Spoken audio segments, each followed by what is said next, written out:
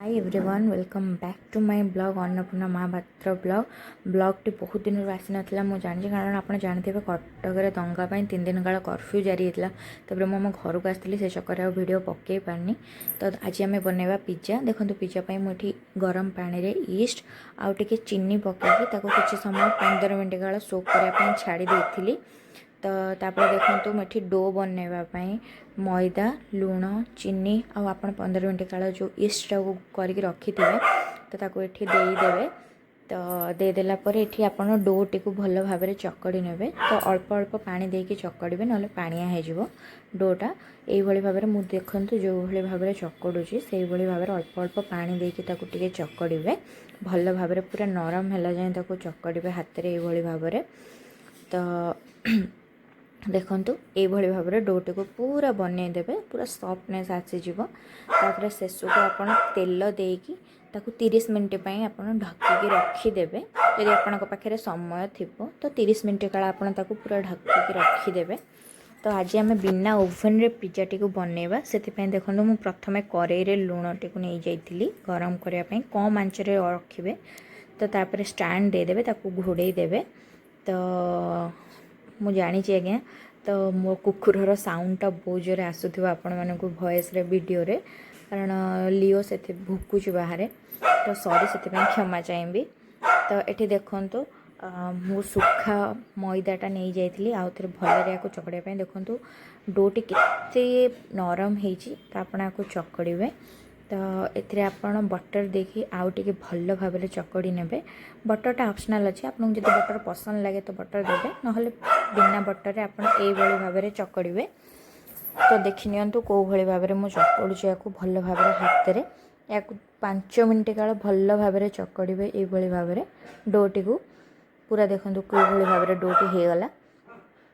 तो मो क्वांटिटी हिसाब से नहीं थी टोटाल 4टा पिज्जा बनी आपण क्वांटिटी हिसाब से नहीं पारे आप कम बेसी करेंगे तो देखो ये भाव में डो गुरा को आप बन के हाथ में रखीदे एपटे देखो साइड्रे मुझे रखीदी मुझा को नहीं पिज्जा बेस भाव में आपके पाखे जब किसी बड़ थाली वगैरह थी से भी आप करेंगे तो मुझे छोट छोट करुँच तो से यहाँ करी तो देखो ये बटर टी को भल भाव में मालिश करदे ये बटर टी को भल ऑयलिंग करके तो देखो मुझे पिज्जा टी को केमती हाथ में टैप करके मोर करुँची आपड़ चाहिए आउ कौन भी बेलिकी भी या करें तो मु बेलिकी न करके ये करुँची तो देखो आपन को जोटा पसंद लगे आप सहीटा करेंगे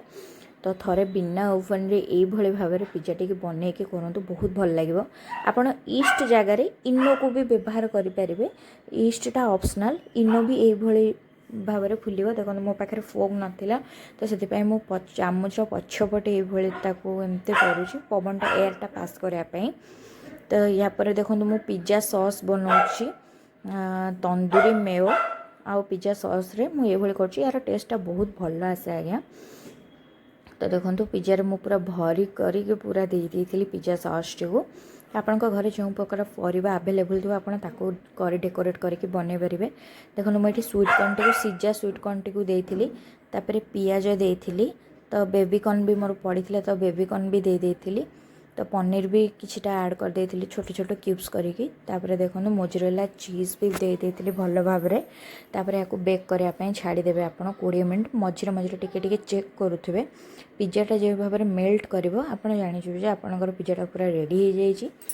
तो ये भाव में देखो मुझे चेक कली मोर पिज्जाटा पूरा हो आसाला तो ताको मुझे सर्व करी ऑरेगानो चिली फ्लेक्स आपड़ पकईकि या सर्व करेंगे आपण घर जब छोट पिला थे चिली फ्लेक्स टी को आप स्कीप करेंगे तो देखो ये भाव में बनइबे और बन के खाई मत कमेंट रे कहे आपन को कौन केमी लगे पिज्जाटी